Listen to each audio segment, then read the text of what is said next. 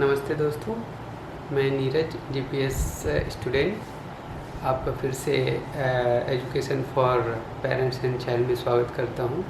आज एक छोटा सा वीडियो बनाएंगे और अपने हिसाब से मैंने एक टॉपिक लिया है जिसमें जब बच्चे छोटे होते हैं, जैसे 3 से 4 साल के लगभग में होते हैं, तो बहुत सारे लोगों को ऐसा लगता है कि पता नहीं चल पाता कि बच्चे कौन सा हाथ अपना यूज़ करें। उसको सर्च करेंगे तो डोमिनेंट साइड का नाम पे बहुत सारे वीडियोस आपको मिल जाएंगे, लेकिन हिंदी में इसका बहुत कम वर्जन मिलेगा। तो इसीलिए मैंने आज सोचा है कि कुछ टिप्स आपके साथ शेयर करूं, जिससे कि बच्चे कौन सा हाथ यूज़ करेंगे इन फ्यूचर जब वो छोटे होते हैं। कई बार कई बच्चे ऐसे होते हैं जो दोनों हाथ से लिखना शुरू करते हैं, या फिर आप अगर उनको डांट देते हो तो आपको देखते हैं तो वो कुछ और हाथ यूज़ करते हैं, फिर अपने से लिखना रहता है तो कुछ और हाथ यूज करने लगते हैं। तो ऐसे स्थिति में पेरेंट्स बहुत कंफ्यूज हो जाते हैं कि कौन सा हाथ उनका डोमिनेंट साइड का हाथ है। यानी कोई ना कोई शरीर का एक साइड होता है जिसको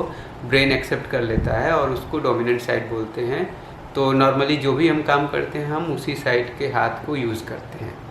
तो शुरू करते हैं। ज़्यादा कुछ इसमें नहीं करना है, बस कुछ एक्टिविटी है उसके हिसाब से हम पता करने की कोशिश करेंगे और बहुत आसान है। जैसे कि हम लोग एक पेपर ले लेते हैं। पेपर को हमने ऐसे मोड़ लिया है। ऐसे मोड़ने के बाद फिर से मैंने इसको ऐसे कर लिया है। इसको पिन होल एक्टिविटी कहते हैं। इसको पिन होल एक्टिविटी कहते हैं। अब इसमें से छोटा सा एक ऐसे छेद बना लिया हमने।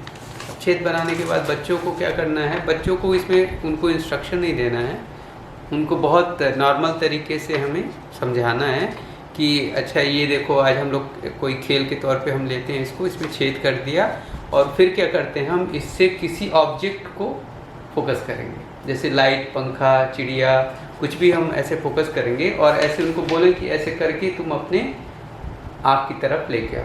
तो जैसे उनका आँख ये ढकेगा तो वो हमेशा उनका हाथ डोमिनेंट साइड वाली जो आइज़ है वो उसकी तरफ जाएगा। तो हमें ये पता चल जाएगा कि ये उनका मतलब जो डोमिनेंट साइड है वो कौन सा है।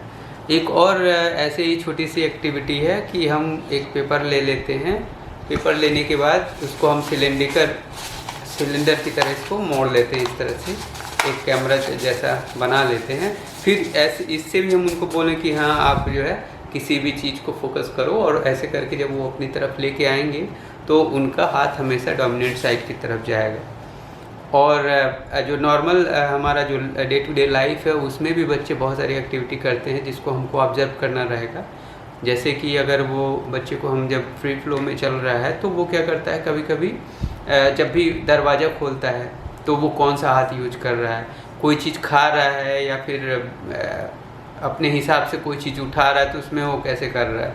इसके साथ साथ एक और एक्टिविटी हम बताना चाहेंगे, अभी याद आ गई है। उसमें क्या करेंगे कि मान लीजिए 2 पेपर ले लिया मैंने, ठीक है।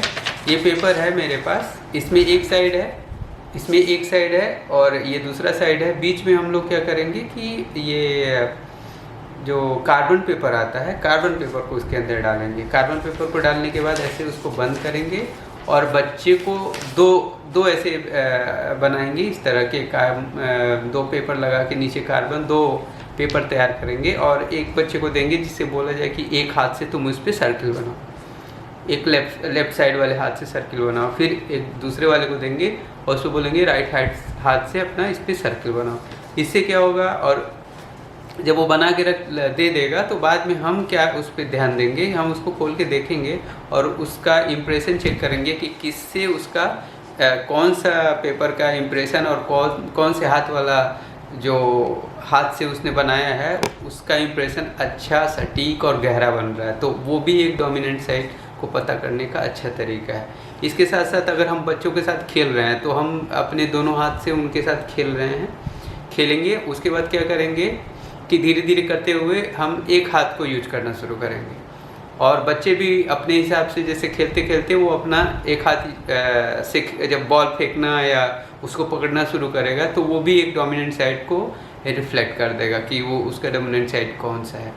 और बच्चे कभी कभी खेलते रहते हैं, जैसे फुटबॉल और ये सब चीज़ें जो पैर से खेलना है, उसमें भी हम जो है ये चीज़ें नोटिस कर सकते हैं कि उनका डोमिनेंट साइड कौन सा है। अच्छा, हम लोगों ने डोमिनेंट साइड के बारे में तो पता कर लिया, और ये बहुत सारे फैक्ट हैं वो भी हमको जानना ज़रूरी होता है, क्योंकि हमारा जो ब्रेन है वो डायरेक्टली हमारे हाथों से कनेक्टेड है। हमारा आँख है जो सेंसेस में एक हम लोगों का आँख भी है, तो आँख से हमारा ब्रेन डेवलपमेंट नहीं होता है, या वो उतना इन्फ्लुएंस नहीं करता है जितना कि हमारा हाथ करता है। और हाथ का जो कनेक्शन होता है हमारे ब्रेन से, हम सब जानते हैं कि वो बाएं वाला हाथ जो है वो दाहिने वाली साइड के ब्रेन से कनेक्ट होता है, और दाहिने वाला हाथ जो है वो बाएं ब्रेन से कनेक्टेड होता है। और बच्चे जितनी ही ज़्यादा एक्टिविटी अपने हाथों से करेंगे वो उतनी ही ज़्यादा चीज़ों को सीखेंगे, और उनके लिए सीखना आसान होता है। उनका क्या होगा कि उनका ब्रेन डेवलपमेंट भी मतलब आप समझिए कि हाथ बहुत बड़ी चीज़ है। Hand need brain and brain need hand, ये फार्मूला बहुत सब जगह पे काम करता है। तो बच्चों को एक्टिविटी कराइए, अगर वो खेलने में इंटरेस्टेड हैं तो जो चीज़ें हैं उनको हाथ से खेलने के लिए मिलती हैं उनको ज़रूर देना चाहिए, और उनको क्वालिटी टाइम देना चाहिए ताकि वो खेलें, और इससे उनका ब्रेन ऑटोमेटिक डेवलप होगा, और इन फ्यूचर में वो उसके लिए बहुत ही बेनिफिशियल होगा। और इसके साथ ही ये वीडियो मैं समाप्त करता हूँ। ये टॉपिक मैंने अपने से लिया है। मैं बार बार आप लोगों से रिक्वेस्ट कर रहा हूँ कि आप अपने कुछ प्रॉब्लम हो या फिर कुछ इस तरह के टॉपिक्स हों, या फिर इसी टॉपिक पे अगर आपको इसको और अच्छे से और ज़्यादा जानकारी चाहिए डोमिनेंट साइड वाले पे, तो मैं एक और अच्छा वीडियो बना के और उसको ज़्यादा गहराई से लेके मैं बताऊँगा। और इसी रिक्वेस्ट के साथ कि आप लोग हमारा जो भी आपके प्रश्न हैं उसको हमारे इसमें कमेंट, आप लोग के कमेंट बिल्कुल भी नहीं आ रहे हैं तो कमेंट हमको चाहिए, क्योंकि हम लोग ये जो वीडियो बना रहे हैं ये कोई कमर्शियल वीडियो नहीं बना रहे हैं। हम सब परिवार मिलके एक दूसरे को हेल्प करने के लिए ये चैनल का शुरुआत किए हैं, तो हम सब मिलके ही इसको कर सकते हैं। अगर आप लोगों के प्रश्न हमारे पास आएंगे, अगर आपकी क्यूरीज आएंगी, तो उसके हिसाब से हम चीज़ों को आगे बढ़ा पाएंगे।